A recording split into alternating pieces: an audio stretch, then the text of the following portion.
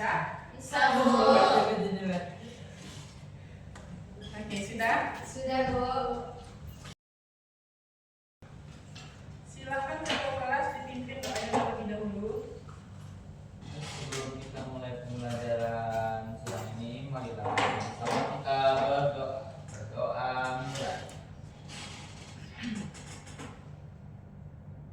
Doa selesai. Oke. Udah pada makan siang ada semuanya? Sudah. Yang belum ada yang sudah. Yang sudah tadi makan apa? Nasi goreng, Bu. Nasi goreng. Tahu Ibu. Tahu makan goreng. Jangan sering-sering ya makan begitu nanti perut Anda sakit. Oke. Sebelum masuk ke materi kita langsung saja.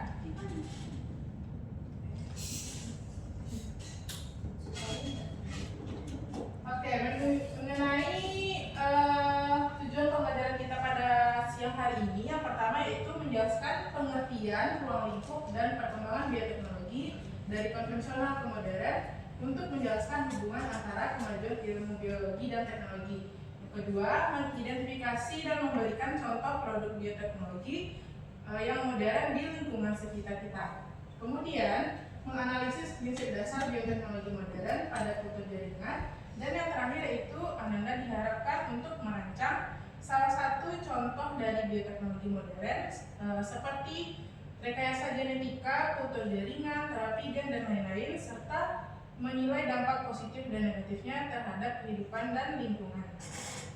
Nah, di SMP kan Ananda sudah pernah belajar mengenai bioteknologi. Ada yang masih ingat nggak apa itu bioteknologi?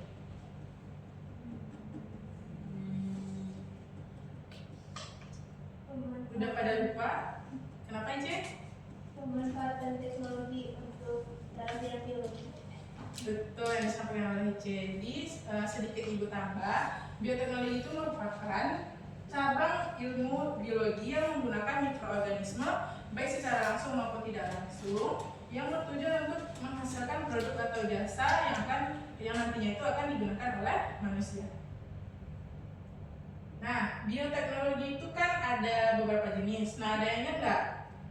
Apa saja jenis dari bioteknologi itu? Bioteknologi modern sama konvensional. Bioteknologi modern dan konvensional. Jadi, Anda masih ingat ya jenis-jenis dari bioteknologi tersebut. Kemudian, bioteknologi konvensional itu merupakan bioteknologi yang memanfaatkan makhluk hidup secara langsung, itu misalnya pada fermentasi, dan juga teknik yang digunakan itu relatif lebih sederhana. Nah, apa saja contoh dari bioteknologi konvensional itu? Tape, Bu. Tape, terus Tempe. Oncom. Oncom. Apa lagi? Yogurt. Daging. Ya. Yakult masuk. Tadi ada yang bilang tempe, ada yang bilang tempe kan? Ada yang ingat nggak?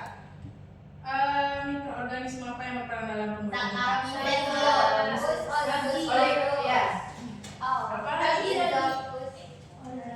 Rhizoporosae. Kalau untuk bakteri yogurt, Lactobacillus bulgaricus. Satu lagi untuk pembuatan apa lagi ya?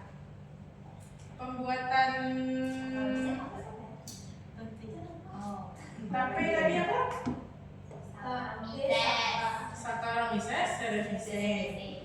Nah, selanjutnya itu bioteknologi modern merupakan bioteknologi yang memanfaatkan makhluk hidup ataupun mikroorganisme secara tidak langsung. Nah, pada pembelajaran hari ini kita hanya membahas mengenai bioteknologi modern. Nah, adapun sejarah perkembangan bioteknologi dari yang tradisional sampai ke era modern yang sekarang kita rasakan. Nah, yang pertama, bioteknologi tradisional itu pada tahun 6000 tahun sebelum Masehi ditandai dengan penggunaan mikroorganisme fermentasi yang digunakan untuk menyiapkan atau mengawetkan makanan dan minuman. Nah, pada periode ini itu dimulai dengan produksi bir di Babilonia. Kemudian, setelah bioteknologi tradisional ini muncul bioteknologi ilmiah yang pada tahap ini tuh orang menyadari bahwa fermentasi itu tidak hanya muncul secara kebetulan saja. Nah, karena mereka ini penasaran, lalu mereka melakukan penelitian dengan menggunakan prinsip ilmiah. Nah, bagaimana dengan hasilnya? Nah, penemuan dari bioteknologi ilmiah inilah yaitu berupa enzim yang diekstraksi dari ragi yang dapat mengubah gula menjadi alkohol. Kemudian setelah bioteknologi ilmiah ini barulah masuk ke bioteknologi modern yang seperti kita rasakan. Nah, bioteknologi modern ini muncul setelah Perang Dunia Kedua sampai sekarang. Nah, ini muncul karena seiring berjalannya waktu, kemudian kebutuhan manusia itu meningkat, dan upaya yang dilakukan untuk memproduksi makanan dan obat-obatan itu melalui proses yang lebih efisien. Nah, pada bioteknologi modern ini itu ditemukan adanya enzim restriksi endonuklease yang dimana digunakan untuk memotong dan menempelkan DNA ke dalam organisme hidup. Nah, pada bioteknologi modern ini itu ada beberapa pembahasan. Yang pertama itu ada teknologi reproduksi, yang kedua itu ada rekayasa genetika. Tapi pada pembelajaran kali ini kita hanya membahas di teknologi reproduksi, yaitu pada kultur jaringan. Ada yang masih ingat apa itu kultur jaringan? Tidak? Tidak, Bu. Oke, kita bahas ya. Nah, kultur jaringan itu adalah suatu teknik dalam produk atau produk pertanian dan bioteknologi yang digunakan untuk menghasilkan tanaman dengan cara mengisolasi, mengembangkan, dan menggandakan sel atau jaringan tanaman tertentu di laboratorium. Nah, bisa Anda lihat itu pada gambar yang Ibu taruh di layar di PPT Ibu. Nah, untuk melakukan kultur jaringan itu kita harus memilih dan memilah tanaman seperti apa yang akan kita gunakan untuk melakukan kultur jaringan. Nah, proses kultur jaringan itu biasanya pada tunas muda, ujung tanaman, kemudian daun mudanya, dan juga akar. Nah, proses itu disebut dengan eksplanasi. Eksplanasi adalah potongan-potongan yang kita ambil dari tanaman tersebut. Nah, itu biasanya ukuran itu sekitar 2-3 cm. Nah, setelah kita ambil ekspan ini, baru masuklah ke tahap selanjutnya, yaitu sterilisasi. Nah, apa gunanya sterilisasi itu? Agar ekspan yang akan kita gunakan itu nantinya bersih dari debu atau kotoran atau mikroorganisme yang nantinya akan menimbulkan faktor kegagalan dalam produksi kultur jaringan kita. Nah, setelah sterilisasi ini, masuklah ke tahap inisiasi yang digunakan untuk menghindari pencopotan di subkultur sekitar setiap 2-24 jam selama 5 hari. Nah, kemudian masuk ke tahap induksi tunas. Nah, di tahap ini di mana tanaman atau ekspan itu muncullah tunasnya, kemudian pertumbuhannya, kemudian dilakukan subkultur berulang. Yang manfaat atau kegunaan subkultur berulang ini kenapa? Karena tanaman atau ekspan yang pada media sebelumnya itu kan melakukan pertumbuhan dan perkembangan, jadinya tingginya itu bertambah, akarnya itu tambah panjang, jadinya media untuk subkultur jaringan itu akhirnya tidak tidak bisa untuk dilakukan ekspan kembali karena sudah tidak muat ekspan tersebut. Nah, kemudian setelah tahap elongasi tunas ini, masuklah ke tahap yang paling penting, yaitu di mana tahap aklimatasi. Nah, kenapa pada fase atau tahap aklimatasi ini menggunakan waktu yang relatif lama? Karena pada tahap ini ekspan itu kan sudah beradaptasi atau ekspan ini dipindahkan ke tempat yang lebih lapang dan luas agar tanaman atau ekspan ini bisa beradaptasi dengan tumbuhan atau pertumbuhan secara konvensional atau ibaratnya secara natural. Jadinya dilakukan selama 2-4 minggu ini menentukan apakah ekspan ini mampu untuk pindah ke tempat yang akan seperti misalnya aklimatasi ini kan sudah terjadi, apakah tanaman ini bisa ditempatkan di tempat-tempatnya setelah proses ini.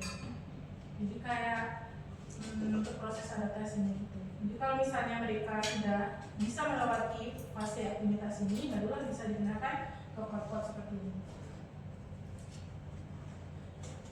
Terus prinsip yang digunakan atau prinsip jaringan itu ada totipotensi, yaitu adalah kemampuan sel-sel tanaman untuk berubah menjadi berbagai jenis sel dan jaringan yang berbeda dalam tanaman tersebut.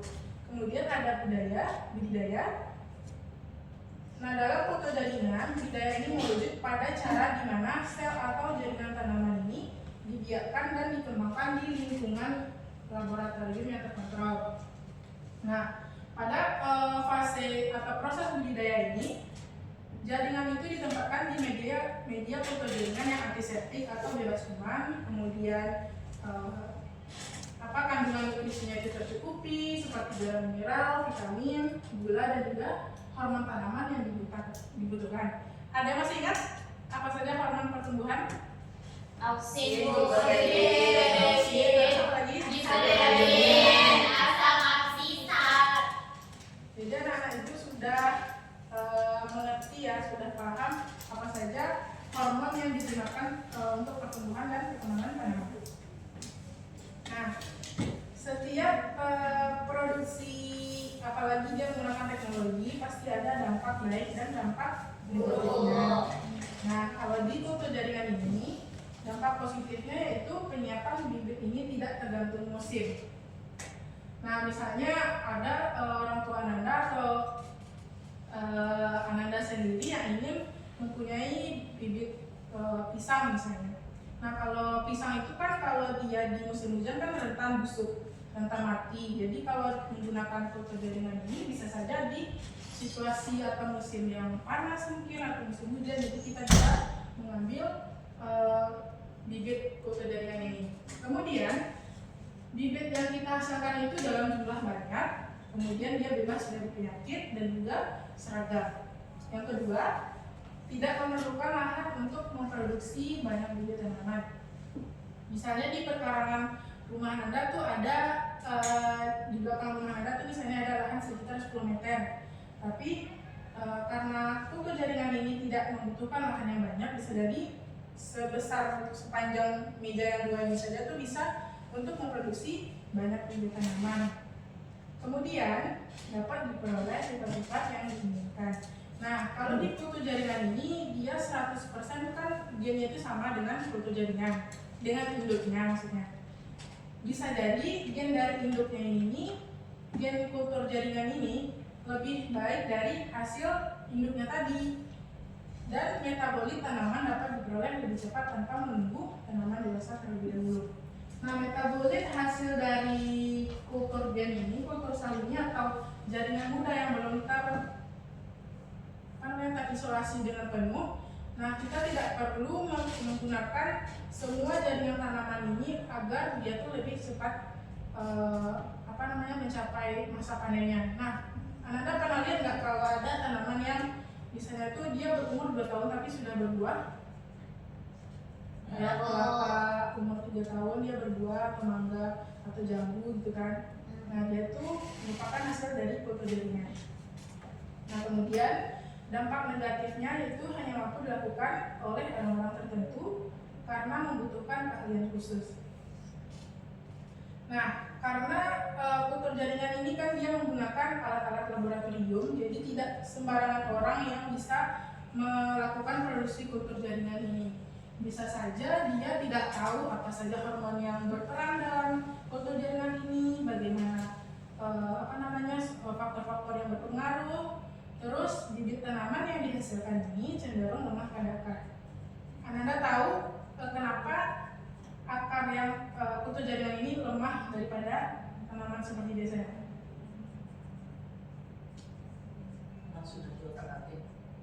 Karena sudah diotak-atik. Terus apa lagi? Tidak ada yang tahu. Nah, Ibu kan jelaskan ya. Jadi kenapa pada bibit kultur jaringan ini akarnya itu lemah? Karena dia ini ibaratnya anak manja. Jadi karena dia terbiasa mempunyai kandungan nutrisi yang tercukupi, Jadi kan kalau misalnya tanaman atau pohon seperti biasanya itu dia kan akarnya menjalar jauh-jauh gitu kan untuk mencari nutrisi. Sedangkan kalau di akar putu jaringan ini dia medianya aja menggunakan agar nutrisinya tercukupi. Jadi ibaratnya itu dia kayak anak manja yang tidak berusaha untuk mencari makan. Kemudian media ini, media putu jaringan ini dia kan steril. Jadi dia tidak terbiasa atau tidak terintimidasi oleh patogen atau stres lingkungan yang ada di sekitarnya. Makanya akar ini tidak bisa kokoh dan kuat. Nah, kemudian terakhir membutuhkan biaya yang relatif besar karena terkait dengan pengadaan di laboratorium. Oke. Mungkin untuk materi sampai di sini saja ada yang ingin ditanyakan sebelum kita masuk ke mengerjakan KKPD. Tidak. Oke. Ibu ada KKPD itu untuk satu kelompok itu 3 orang. Kita ada berapa orang? 11 Bu. Ada 11. Bagi berapa ya? 4 dan 3 Bu. 4 kelompok. 4 orang. Oke, 3 kelompok aja. Isinya ada yang 4, ada yang 3. Silakan berhitung dari izin deh. Yang kelompok 1 di sini, 2 dan 3.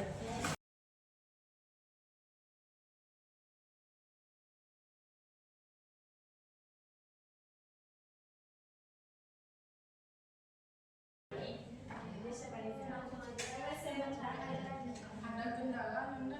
Tidak Bu.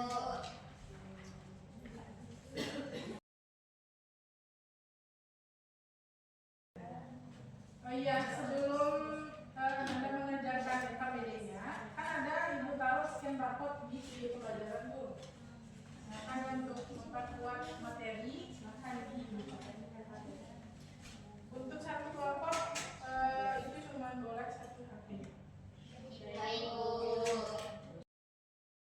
Itu ditonton videonya. Iya, Sudah bagus.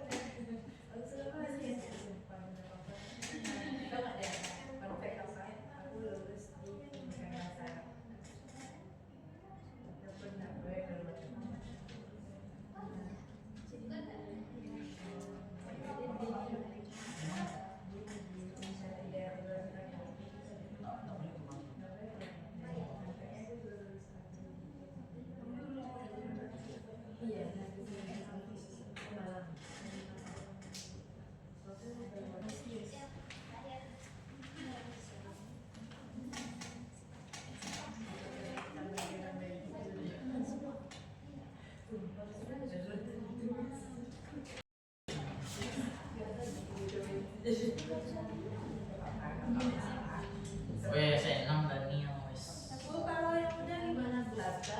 Bu. Kasihan Bira, dia nyamuk. Iya lagi. Iya mau masuknya saya. Nggak tahu dia sebelum Kenapa kelompok 1 udah selesai? Sudah Bu. Sudah. Kelompok 2 di mana? Sudah Bu. Sudah. 3. Sudah Bu. Silakan siapa yang mau kelompok yang terus ke depan? Katanya kelompok waktu Bu. loh lah biasanya yang nunjuk dia mau Bu Yang nunjuk kelompok siji Siapa yang mau inisiatif sebenarnya ibu tunjuk? Siapa yang mau? Bu, kemarin kelompok kami udah tampil Bu. Kami juga udah Bu. Ada. Kelompok Dani belum Kelompok sampai sebelah, Bu. Bu. Iya Bu. Sampai sekarang udah Bu. Kelompok Dani.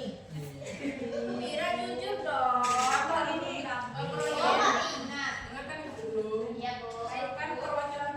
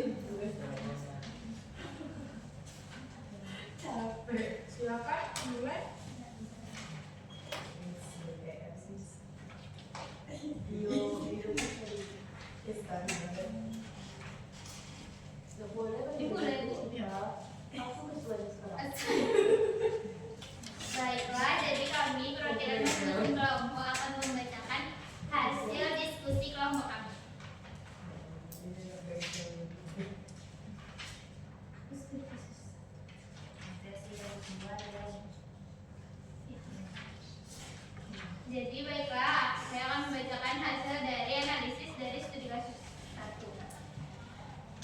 Yang A itu jelaskan prinsip totipotensi sel dan hubungannya dengan kultur jaringan. Jadi prinsip totipotensi sel menyatakan bahwa setiap sel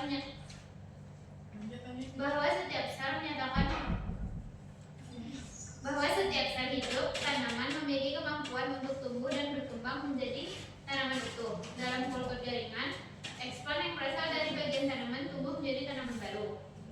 Selanjutnya yang B, berdasarkan kasus, apa penyebab paling mungkin dari kegagalan kultur? Jadi penyebabnya yaitu adalah kontaminasi mikroorganisme serta kondisi aseptik yang kurang terjaga pada saat penyiapan ekspan atau media. Selanjutnya yang C, mengapa kondisi aseptik sangat penting dalam kultur jaringan, yaitu untuk mencegah mikroorganisme tumbuh di media dan merusak kultur. Dan yang terakhir yaitu saran perbaikan proses berdasarkan prinsip bioteknologi modern, yaitu bisa dengan sterilisasi alat, media, dan ekspan lebih baik, gunakan laminar airflow dan anti jamur atau antioksidan. Selanjutnya studi kasus 2 saya serahkan kepada Syafira. Baiklah, saya akan menjawab studi kasus 2, yaitu sebuah rumah sakit daerah sedang mencari solusi untuk membantu pasien yang memiliki kelainan genetik langka, di mana dokter menawarkan 3 pilihan teknologi modern, yaitu yang pertama rekayasa genetika untuk memperbaiki gen rusak, yang kedua terapi gen untuk menambahkan gen fungsional, dan yang ketiga kultur jaringan terpunca sebagai dasar regenerasi jaringan rusak. Pemerintah daerah ini memilih teknologi yang paling aman, paling efektif, dan paling sesuai dengan kondisi rumah sakit. Berdasarkan kasus di atas, pilihlah salah satu dari ketiga teknologi tersebut dan jelaskan bagaimana prosesnya bekerja. Yaitu dari kelompok 3 memilih pilihan kedua, yaitu dengan menggunakan terapi gen untuk menambahkan gen fungsional. Kemudian analisis dampak positif dan negatif dari teknologi tersebut dalam kesehatan. Kalau untuk dampak positifnya itu mengobati penyakit genetik. Yang kedua menurunkan ketergantungan pada obat, dan yang ketiga meningkatkan kualitas hidup pasien. Sedangkan untuk dampak negatifnya itu resiko efek samping biologis, biaya mahal, dan masalah efek dan moral. Terus menurut kelompok kami, apakah teknologi tersebut layak diterapkan di rumah sakit daerah? Jelaskan alasannya. Jawabannya itu tidak, karena biayanya mahal. Selanjutnya yang studi kasus 3 akan dijawab oleh Dila. Baiklah, selanjutnya saya akan membacakan jawaban dari kelompok kami, yaitu yang bagian ionic analisis. Yang gambar pertama itu nama produknya adalah special tomato, lalu tekniknya rekayasa genetika, keunggulannya tahan lama. Yang kedua itu semangka peta, tekniknya rekayasa genetika, keunggulannya tahan lama.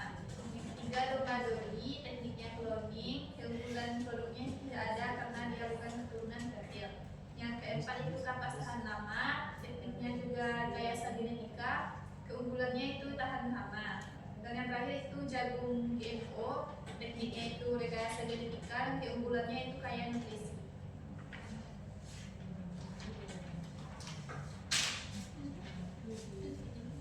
Baiklah, sekian hasil diskusi kami. Assalamualaikum warahmatullahi wabarakatuh.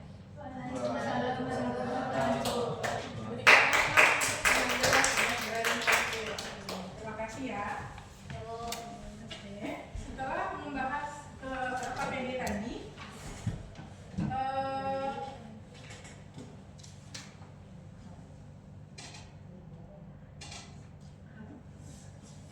megang-megang HP mau jadi duduk itu menyampaikan kesimpulannya.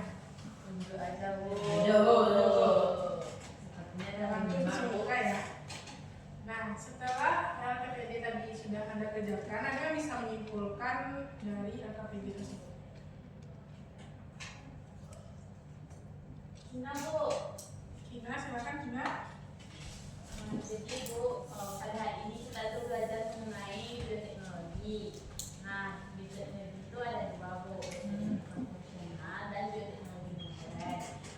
Namun pada pembelajaran hari ini kita terfokus pada bioteknologi modern, yang dimana perkembangan bioteknologi itu ada 3 Bu. Bioteknologi tradisional, terus bioteknologi ilmiah, dan bioteknologi modern yang seperti pada saat ini. Nah, salah satu bioteknologi yang modern yang dapat kita manfaatkan itu yaitu adalah kultur jaringan Bu. Terus juga kesimpulan setelah kami mengadakan KPD itu bahwa bioteknologi itu dapat dimanfaatkan sebagai alternatif ke dalam kehidupan sehari-hari seperti mencegah penyakit atau solusi sebagai pengobatan penyakit Bu. Namun harus dipertimbangkan lagi karena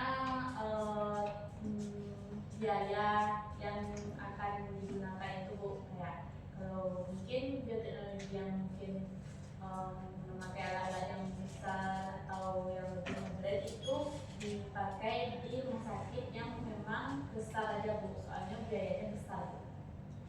Aplaus dulu untuk Gina. Lengkap ya kesimpulannya. Jadi bioteknologi itu kan merupakan cabang ilmu biologi yang menggunakan mikroorganisme baik secara langsung maupun tidak langsung. Nah, pembagiannya itu ada 2, ada bioteknologi konvensional dan juga ada bioteknologi modern. Nah, perkembangan atau sejarah perkembangan bioteknologi itu melewati 3 fase atau 3 era. Yang pertama tadi era tradisional, kemudian era ilmiah dan era modern seperti sekarang ini. Kemudian kalau di bioteknologi modern itu ada 2, ada teknologi reproduksi dan Rekayasa genetika. Nah, untuk pembelajaran kita pada hari ini kan itu mengenai teknologi reproduksi.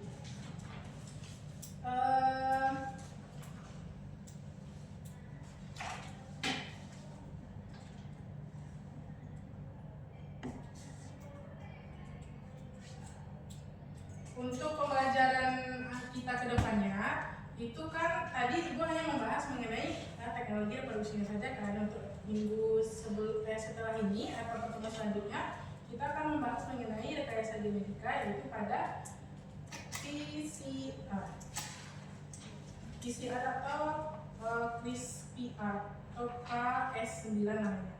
Nah, itu merupakan produk rekayasa genetika. Nah, silahkan Anda cari mengenai informasi dari PCR tersebut, kemudian buat mind map dalam kertas apa namanya? Bukan, kertas yang besar. Manila. Ya, kertas manila yang seperti itu bahannya. Seperti itu. Ibu itu dikumpulkan di meja Ibu ya, di ruang guru nantinya. Baik Bu. Bisa Anda semua? Bisa Bu.